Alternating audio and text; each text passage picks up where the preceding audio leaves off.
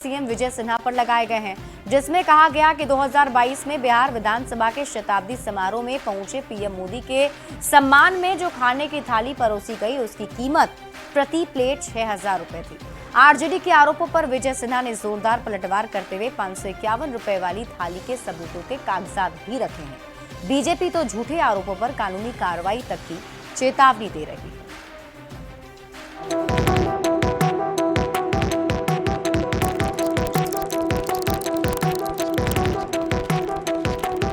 चुनावी साल वाले बिहार में इन दिनों प्लेट पॉलिटिक्स शुरू हो गई है। आरजेडी नेता शक्ति यादव ने 28 जनवरी को पार्टी की ओर से आयोजित प्रेस कॉन्फ्रेंस में ये आरोप लगाया था कि 2022 में बिहार विधानसभा के शताब्दी समारोह में शामिल होने पहुंचे पीएम मोदी के सम्मान में जो भोज आयोजित किया गया था, उसमें आयोजित भोज में परोसे गए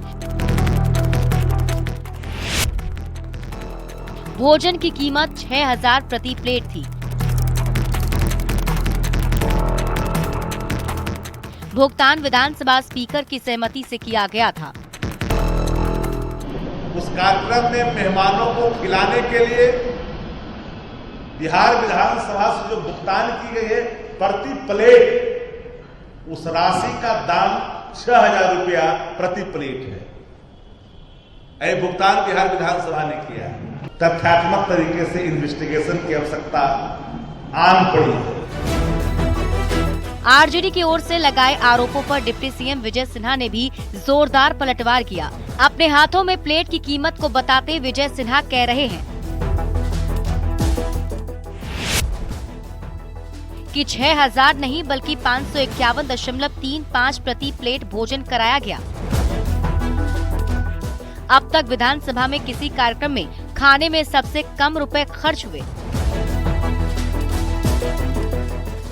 तो उनको शायद पता नहीं है कि इसका 1791 प्लेट का 525 रुपये प्लेट वो दिया गया है। उसका कागज मेरे पास है। शायद विधानसभा में इतना से कम पर कभी भोजन नहीं हुआ है।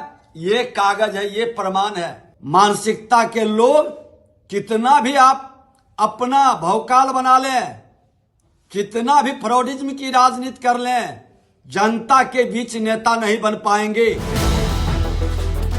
बीजेपी की ओर से झूठे आरोपों को लेकर तेजस्वी यादव के खिलाफ कानूनी लड़ाई की बात भी कही जा रही है। विधानसभा की छवि खराब करने और अध्यक्ष के कुर्सी की छवि खराब करने के आरोप पर कानूनी कार्रवाई भी हो सकती है। इसके लिए भी वो तैयार रहे। आरजेडी की ओर से जो आरोप लगाए गए हैं, उस वक्त बिहार विधानसभा के अध्यक्ष विजय कुमार सिन्हा थे। सबूतों के साथ पेश किए गए अपने दावे से बीजेपी तेजस्वी यादव पर जोरदार पलटवार के मूड में है। चुनावी साल में प्लेट पॉलिटिक्स पर गर्मा गर्म बहस जरूर तेज है। पटना से न्यूज़ 18 के लिए शैलेंद्र साहिल के साथ ब्यूरो रिपोर्ट। राष्ट्रपति पर सोनिया गांधी की टिप्पणी के बाद सियासत तेज है। कांग्रेस सांसद प्रियंका गांधी ने सोनिया गांधी के बयान पर सफाई दी। प्रियंका गांधी ने कहा कि उनकी मां की उम्र 70 से 80 साल है। उन्होंने बस इतना कहा कि राष्ट्रपति ने इतना लंबा भाषण पढ़ा, थक गई होंगी बेचारी। सोनिया गांधी भारत के राष्ट्रपति का पूरा सम्मान करती हैं। My mother is a 78-year-old lady. She simply said that the president must have been tired reading such a long speech. Poor thing. I don't think she fully respects. In fact, she has the utmost respect for her. And I think it's very unfortunate that this kind of thing is twisted. Sonia Gandhi की राष्ट्रपति के ऊपर टिप्पणी पर केंद्रीय मंत्री गिरिराज सिंह का बयान भी सामने आया। गिरिराज सिंह ने सोनिया गांधी के बयान को शर्मसार करने वाला बताया।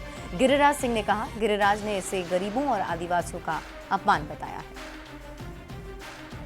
सोनिया गांधी जी का टिप्पणी राष्ट्रपति द्रौपदी मुर्मू जी के ऊपर ये देश को शर्मसार करने वाला टिप्पणी था। ये देश के गरीबों का अपमान था, आदिवासियों का अपमान था, महिलाओं का अपमान था। पूरे देश के 140 करोड़ में जो गरीब लोग हैं उनका अपमान है। क्या सोनिया गांधी ये सोच रही हैं कि देश में केवल नेहरू खानदान को ही राज करने का अधिकार है? दिल्ली विधानसभा चुनाव के प्रचार में बीजेपी और जेडीयू ने पूरी ताकत लगा दी है। जेडीयू और बीजेपी के कई नेता दिल्ली में कैंप कर चुनाव प्रचार में जुटे हैं।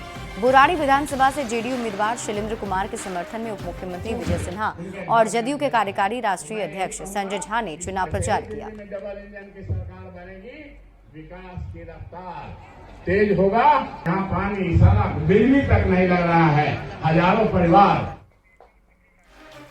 दिल्ली की देवली सीट से एलजेपी आरवी पार्टी के उम्मीदवार दीपक तंवर के समर्थन में चुनाव प्रचार करने केंद्रीय मंत्री चिराग पासवान पहुंचे। साथ में सांसद मनोज तिवारी ने भी प्रचार किया। दोनों ने आम आदमी पार्टी और अरविंद केजरीवाल पर जमकर हमला बोला। दोनों नेताओं ने दिल्ली में एनडीए की सरकार बनने का दावा किया। चिराग और मनोज तिवारी से बात की है न्यूज 18 संवाददाता अमितेश सिंह। बनेगी बीजेपी और एनडीए को जनता नकार देगी। आप मुझे बताइए ना, क्यों चुनेगी इनकी सरकार को? पिछले 10 सालों में जहां प्रधानमंत्री आदरणीय नरेंद्र मोदी जी के नेतृत्व में देश ने नए कीर्तिमान हासिल किए, तो वहीं हमारी दिल्ली की सूरत बद से बदहाल हुई है। यहाँ पर केजरीवाल जी ने पिछले 10 सालों में प्रेस कॉन्फ्रेंस करना, आरोप लगाना और भाग जाना, उसके अलावा क्या किया? मनोज तिवारी हमारे साथ है। मनोज जी, इस बार कितनी उम्मीद है दिल्ली में?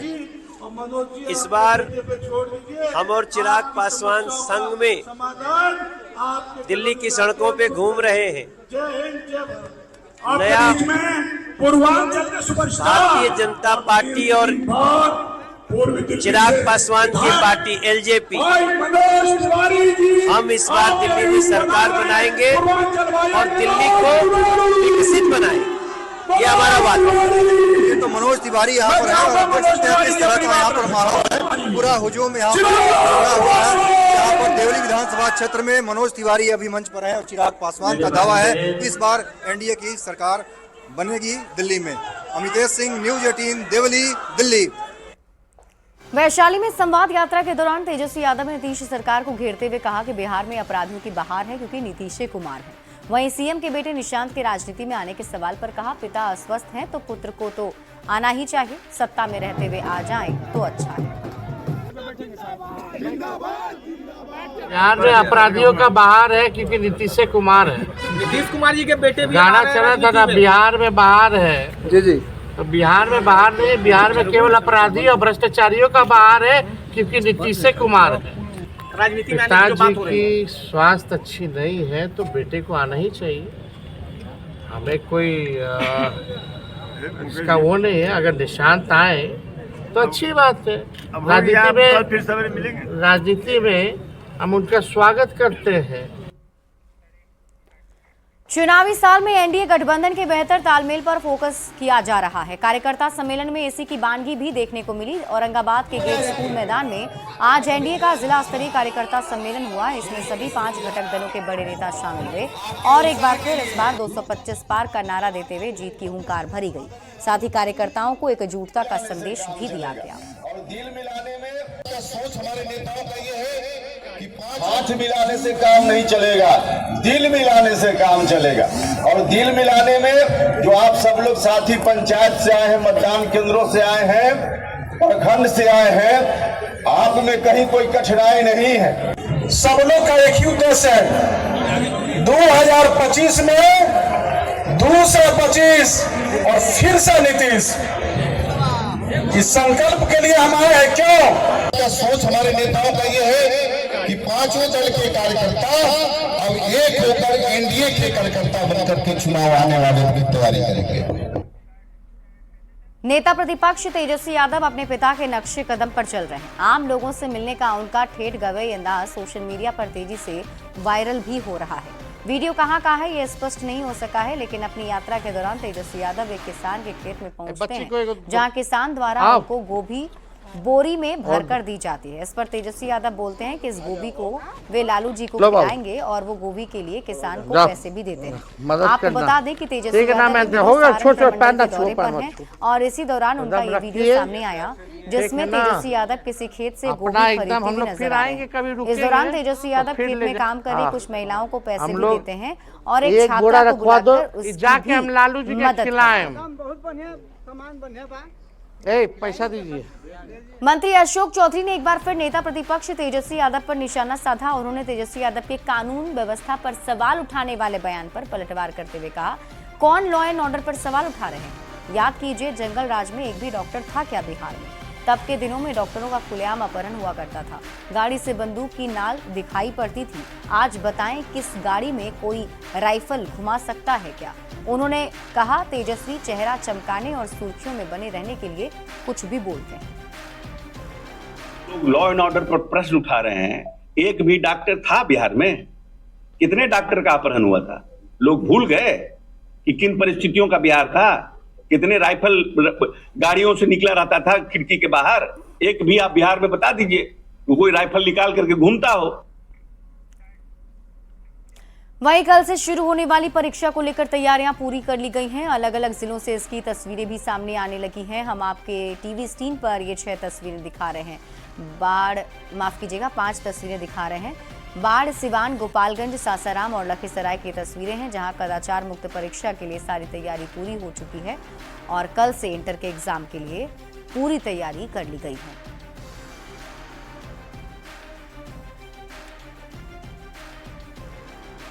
कल से राज्य भर में बिहार इंटरमीडिएट बोर्ड की परीक्षा शुरू हो रही है। बोर्ड परीक्षा से पहले परीक्षार्थियों ने भी तैयारी पूरी कर ली है। कड़ी सुरक्षा के बीच कदाचार मुक्त परीक्षा लेने के लिए फुल प्रूफ तैयारियां की गई हैं।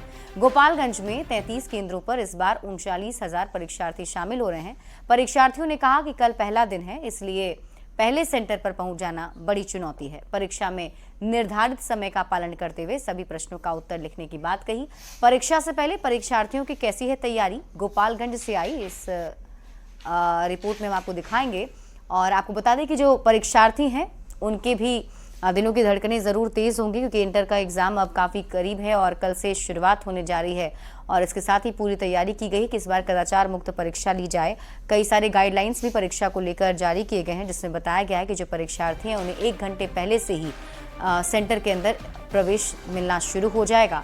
और ऐसे में करीब 12 लाख से अधिक परीक्षार्थी इस बार एग्ज़ाम देने के लिए पूरे बिहार में जमा होने वाले हैं। तो परीक्षा को लेकर सख्त गाइडलाइन जारी की गई है और इसका पालन करते हुए जो परीक्षार्थी हैं वो भी एग्ज़ाम देने के लिए पूरी तरह से तैयार हैं। तो इंटर की परीक्षा की तैयारी कर ली गई है। बिहार के अलग अलग जिलों से तस्वीरें भी सामने आ रही हैं, जहां परीक्षार्थी भी काफ़ी अच्छे तरीके से परीक्षा देने के लिए तैयार हैं। 1 से 5 फरवरी तक जूते और मोजा पहनने की अनुमति दी गई है, जो गाइडलाइन है उसके मुताबिक, क्योंकि ठंड काफ़ी ज़्यादा है, तो ऐसे में इसको ध्यान में रखा गया है।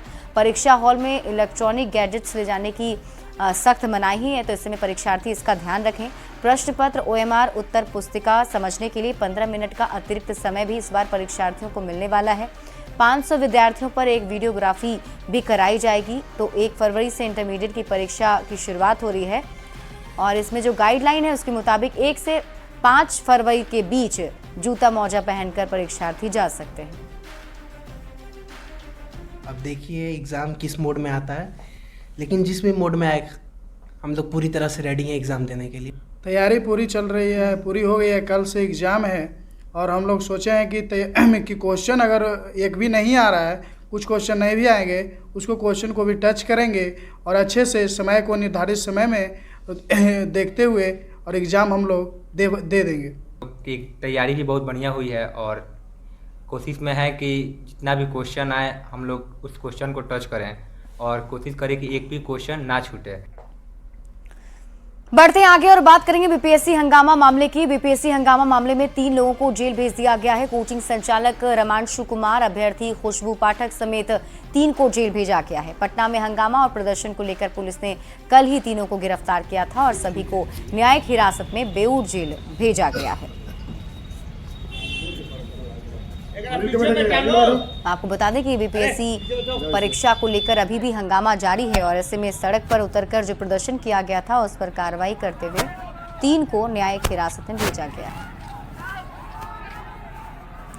दानापुर में अपराधियों ने ज्वेलरी शॉप में लूट की बड़ी वारदात को अंजाम दिया है। हथियारों की नोक पर अपराधियों ने 50 लाख की ज्वेलरी और कैश की लूट की। राजधानी क्षेत्र में लूट की इस बड़ी वारदात के बाद सनसनी फैल गई है। साथ ही शहर की सुरक्षा पर बड़े सवाल खड़े हो गए हैं। दानापुर में दिन दहाड़े ज्वेलरी शॉप में लूट।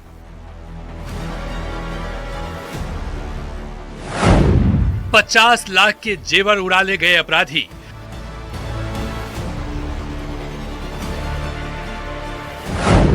हथियार के नोक पर लूट की बड़ी वारदात। राजधानी पटना में अपराधियों ने एक बार फिर तांडव मचाया। दिन दहाड़े लूट की बड़ी घटना को अंजाम दिया है। अपराधियों ने दानापुर के सगुना मोड़ के पास ज्वेलरी शॉप से 50 लाख रुपए की ज्वेलरी लूट ली।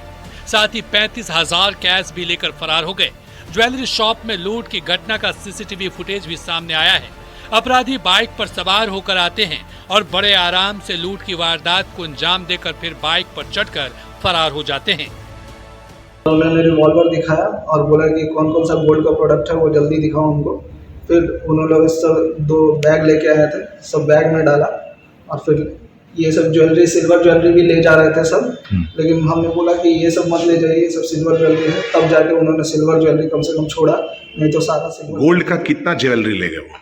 गोल्ड का सुबह के काउंटिंग के हिसाब से हमारा 177 पीस था। उसमें से जो बचा हुआ है थोड़ा बहुत वही बचा हुआ है, बाकी सारा लेके गए। 35 से 40 लाख के आसपास इनका ज्वेलरी गया है। तो आई विटनेस है, उसके हिसाब से 5 लोग शॉप के अंदर घुसे थे और उसके पश्चात वो लोग सामान लेके यहाँ से निकले। लूट की वारदात की जानकारी मिलने के बाद पुलिस मौके पर पहुंची और जांच में जुट गई। घटना स्थल के सीसीटीवी फुटेज खंगाले जा रहे हैं। लूट की वारदात को 5 अपराधियों ने अंजाम दिया है। अपराधियों की तलाश में पुलिस ने छापेमारी अभियान तेज कर दिया है। दानापुर में दिन दहाड़े लूटकांड से एक बार फिर शहर की सुरक्षा पर सवाल खड़े हो रहे हैं। लूटकांड के बाद व्यापारी के साथ आम लोग भी दहशत में हैं। न्यूज 18 के लिए दानापुर से अमरजीत शर्मा की रिपोर्ट।